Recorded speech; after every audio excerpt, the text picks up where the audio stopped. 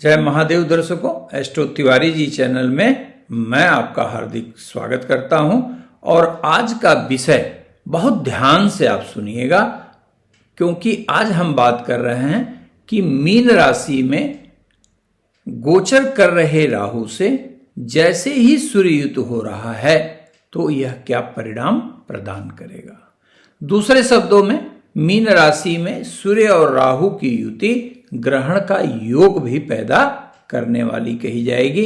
तो इस ग्रहण के योग के कारण प्रत्येक जातक पर इसका क्या प्रभाव पड़ेगा यह हम लोग जानेंगे। दूसरी बात कि न केवल जानेंगे बल्कि यह भी जानेंगे कि ग्रहण की इस नकारात्मकता के कारण प्रत्येक राशि पर जो संभावित नकारात्मक परिणाम आने की गुंजाइश है उसे कैसे समाप्त किया जा सकता है या न्यूनता प्रदान की जा सकती है। लेकिन आप पूर्ण रूप से तभी समझ सकते हैं जब आप यह जानें कि वास्तविकता क्या है। सूर्य और राहु की युति क्या सदैव ही नकारात्मक फल देगी या किसी के लिए बेहतर फल भी देगी। तो एक बात समझ लीजिए कि ऐसा नहीं हो सकता है कि गोचर का कोई भी कॉम्बिनेशन सिर्फ और सिर्फ नकारात्मक फल दे। निश्चित रूप से उसे बेहतर फल भी प्रदान करना है। तो सबसे पहले हम ये समझते हैं कि इस बार सूर्य और राहु का मीन राशि का गोचर इतना महत्वपूर्ण क्यों है, यह पहले जान लें। तो देखिए दोस्तों, मीन राशि का अधिपति होता है सूर्य, और मीन राशि का अधिपति होता है बृहस्पति। यह बृहस्पति की जलीय राशि है। यहां पर जब कभी सूर्य बैठता है तो न केवल वह खरमास का प्रारंभ करता है। पिछले एपिसोड में भी मैंने आपसे खरमास के विषय पे सूर्य के गोचर का चर्चा किया था कि इस समय गुरुबल और सूर्यबल दुर्बल हो जाता है, जिसके कारण कोई भी वैवाहिक कार्य आदि से दूर रहा जाता है। लेकिन यहाँ पर बहुत विस्तार से उस विषय पर चर्चा करने की आवश्यकता नहीं है, इसलिए हम लोग सीधे आते हैं अपने मूल विषय पर कि बृहस्पति की मीन राशि में सूर्य पापग्रह बन के जब अपना मूल स्वभाव बदलता है, अर्थात दुर्बलता के कारण जब वह बलाबल की कमी महसूस करता है, तो निश्चित रूप से उसके द्वारा प्रदान किए जाने वाले नकारात्मक फल में वृद्धि होती है। ऐसी स्थिति में राहु, जो कि सूर्य के इक्लिप्टिकल पाथ और मून के पाथ का जो बाइसेक्शन पॉइंट है, उसका जो टॉप पॉइंट जो है वो राहु कहलाता है। वह राहु जब सूर्य के साथ कंजक्ट होता है तो निश्चित रूप से सूर्य की नकारात्मकता का बढ़ना स्वाभाविक है। यह नकारात्मकता का अर्थ आप यह बिल्कुल मत लगाइएगा कि सूर्य क्रोधित हो गया, फला हो गया, ये सब बकवासबाजी है। सूर्य से प्राप्त होने वाली जो सामान्य ऊर्जा है उसमें भारी गिरावट कही जाती है और इसलिए वह नकारात्मक परिणाम प्रदान करने के लिए विवश हो जाता है। पहली बात। दूसरी बात यह ध्यान रखिएगा कि सूर्य एक महाशक्तिशाली ग्रह है और वह जिन जिन चीजों का कारक है उसमें निश्चित रूप से नकारात्मकता आनी ही आनी है। जैसे सूर्य शासन सत्ता का कारक है, तो सूर्य शासन सत्ता का कारक है तो क्या हुआ, निश्चित रूप से शासन सत्ता के लिए यह समय बेहतर नहीं कहा जाएगा। शासन सत्ता की बुराई, बदनामी, दाग लगना, ये सब बड़े स्वाभाविक चीज है। ठीक इसी प्रकार आप इंडिविजुअल स्टेटस पर भी समझ लें।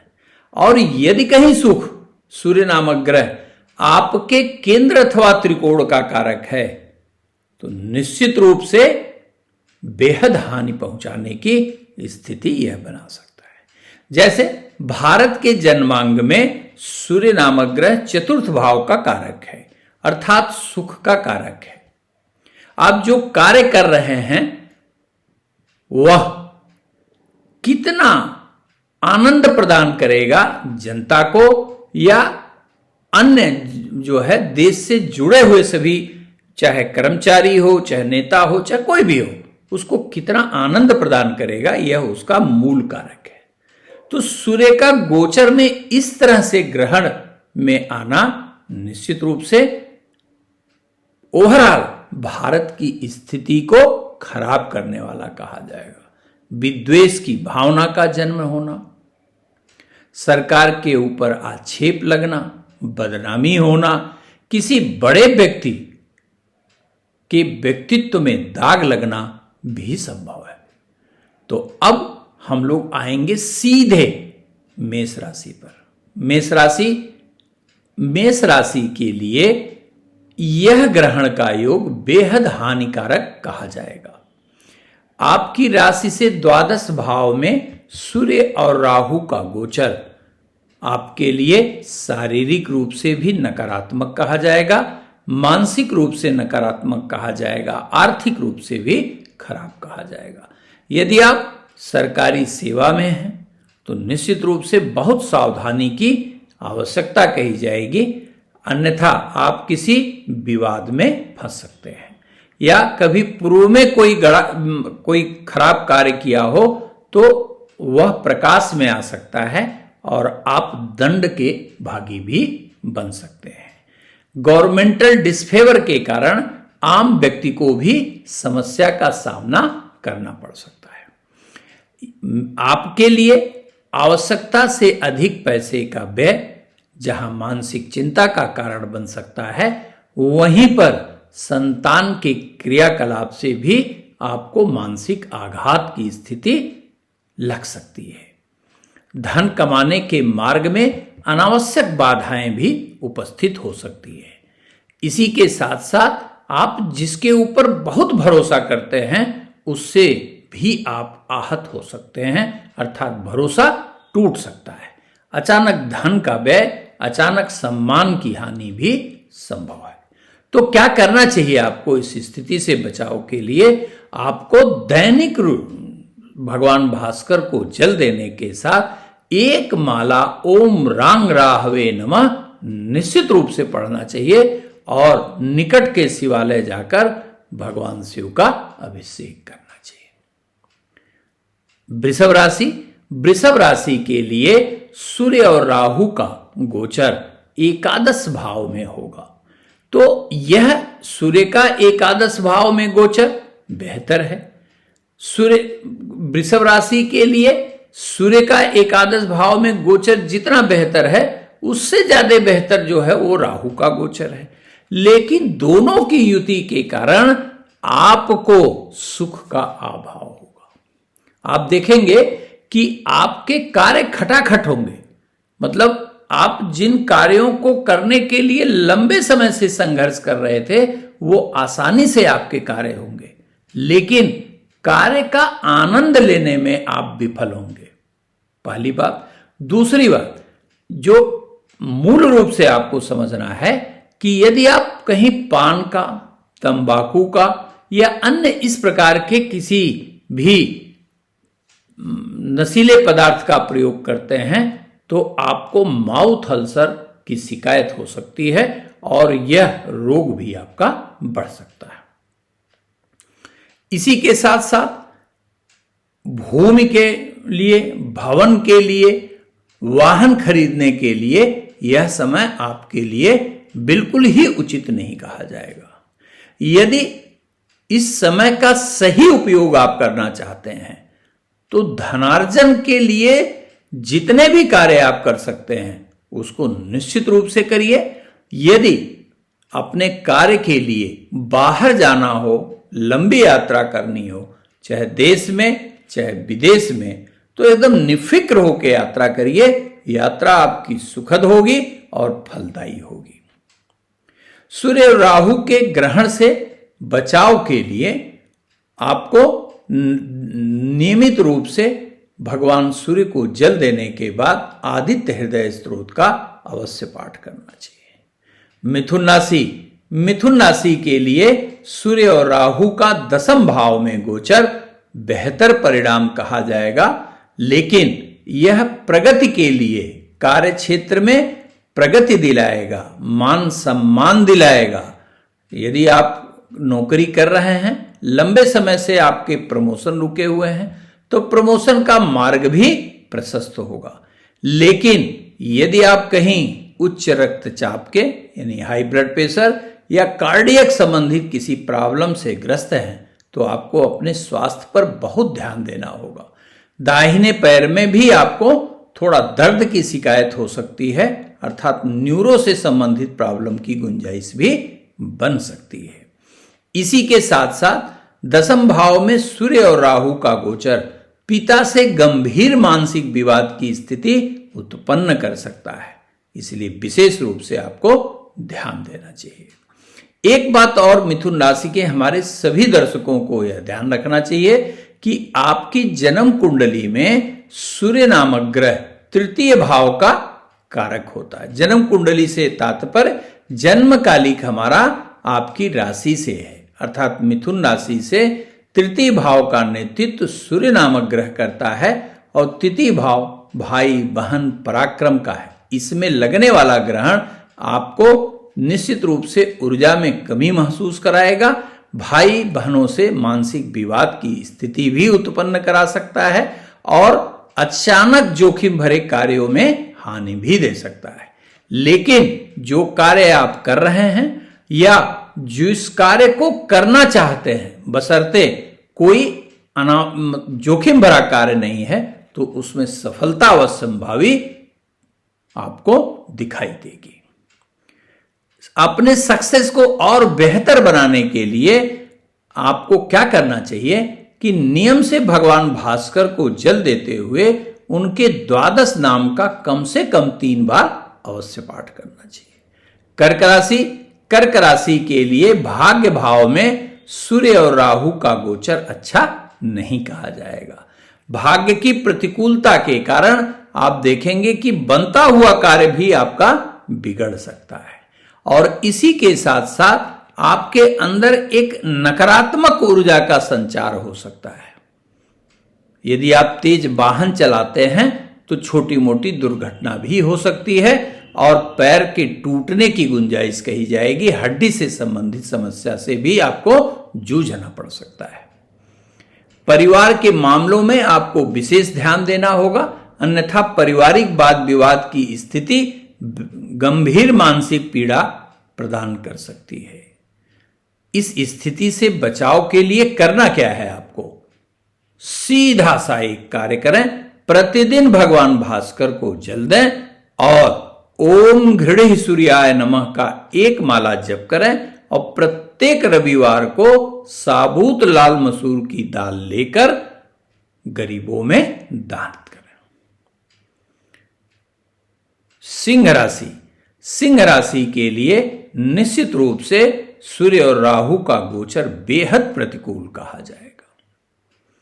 आपकी राशि से अष्टम भाव में बनने वाला यह गोचर आपको न केवल शारीरिक रूप से परेशानी देने वाला कहा जाएगा, अपितु अनावश्यक रूप से आपको वाद विवाद में भी उलझाने वाला कहा जाएगा। यदि किसी से वाद विवाद की स्थिति चल रही है, लंबे समय से चल रही है, तो उसे रिजॉल्व करने के लिए यह समय उचित नहीं कहा जाएगा।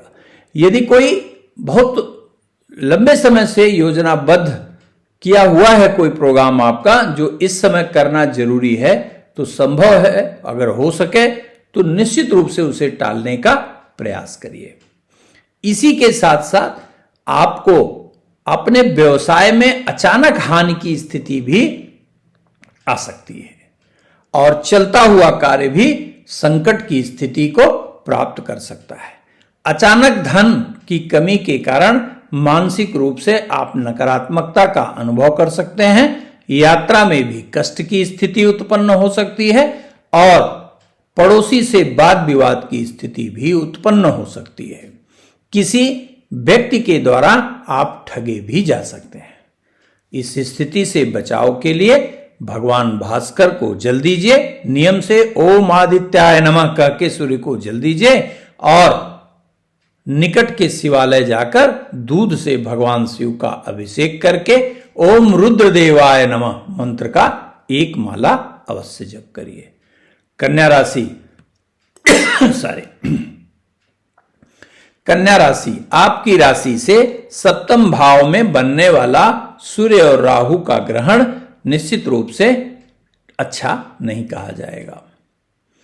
यह न केवल आपके रोजी रोजगार के लिए संकट की स्थिति उत्पन्न करेगा, अपितु बनता हुआ कार्य भी आपके सामने बिगड़ने लगेगा और आप कुछ नहीं कर पाएंगे। विशेष रूप से हमारे कन्या राशि के उन दर्शकों को विशेष ध्यान देना चाहिए जो अपने गृहस्थ जीवन से दुखी हैं।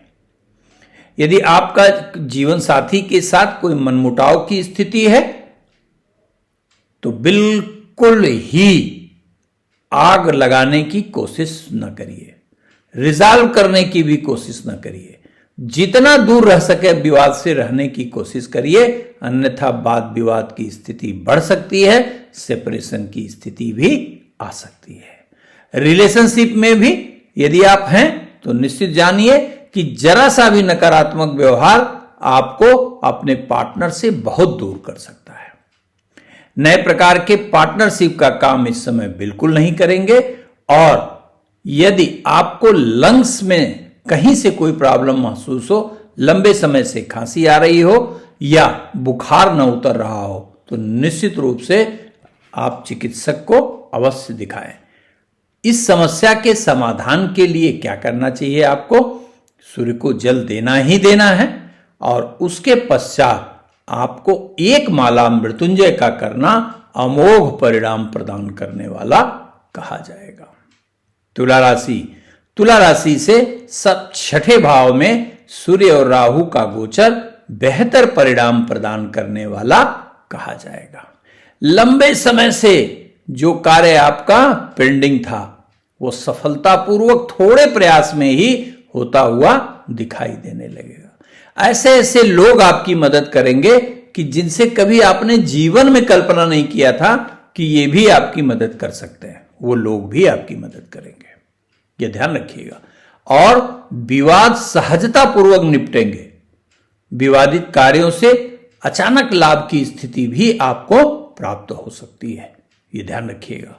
और अचानक धन की प्राप्ति से आपका कॉन्फिडेंस लेवल भी बढ़ेगा और कुछ क्रिएटिव कार्य करने की तरफ भी आप बढ़ सकते हैं। यह समय मूल रूप से प्रतियोगी विद्यार्थियों के लिए अमृत तुल्य कहा जाएगा। यदि आप बेरोजगार हैं और बार बार नौकरी का इंटरव्यू देके थक चुके हैं, परीक्षाओं में फेल होते रहे हैं, पूरे मनोयोग से प्रयास करिए। यह निश्चित रूप से आपके लिए अत्यंत कल्याणकारी कहा जाएगा। यह कॉम्बिनेशन बहुत ही अच्छा कहा जाएगा नौकरी प्राप्त करने के लिए। वृश्चिक राशि के हमारे सभी दर्शकों के लिए यह मिश्रित फल परिणाम प्रदान करने वाला कहा जाएगा। यह मिश्रित परिणाम प्रदान करने वाला कहा जाएगा। पंचम भाव में सूर्य और राहु का गोचर निश्चित रूप से अच्छा नहीं कहा जाएगा, लेकिन चूंकि वृश्चिक राशि है आपके दसम भाव का मालिक सूर्य नामक ग्रह है और केंद्र का मालिक होके वह त्रिकोण में बैठा हुआ है, तो निश्चिंत हो जाइए। आपको नौकरी से संबंधित, व्यवसाय से संबंधित, आर्थिक क्षेत्र से संबंधित कोई भी समस्या प्राप्त नहीं होगी। लेकिन समस्या कहां से आएगी? सूर्य और राहु का ग्रहण है तो निश्चित रूप से कहीं ना कहीं तो टच करेगा। चोर चोरी से जाए तो हेरा फेरी से तो नहीं जा सकता, तो कहां टच करेगा? ध्यान से सुनिएगा।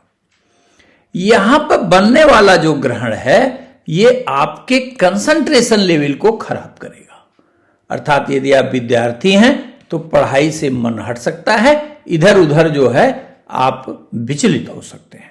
दूसरा, यदि आप कहीं हाई ब्लड प्रेशर के मरीज हैं या न्यूरो से संबंधित कोई समस्या है आपको, तो यह बढ़ सकती है।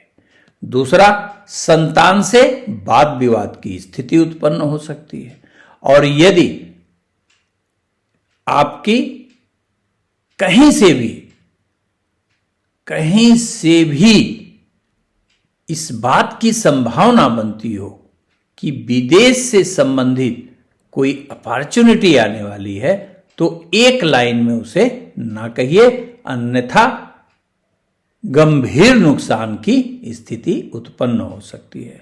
वे महिलाएं जो गर्भवती हैं उन्हें विशेष ध्यान देना चाहिए, अन्यथा पंचम भाव में बनने वाला ग्रहण गर्भपात की स्थिति भी उत्पन्न कर सकता है।